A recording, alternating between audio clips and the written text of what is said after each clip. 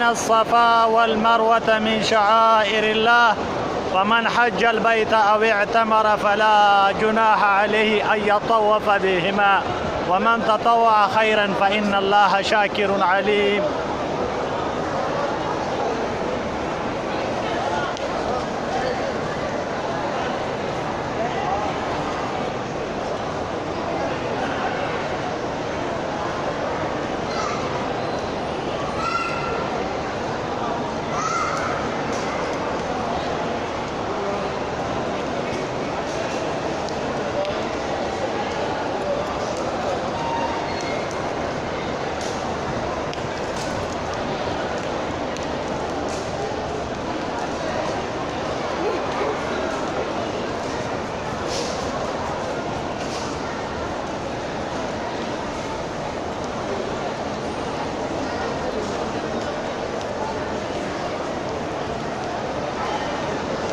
ميلين أحزرين.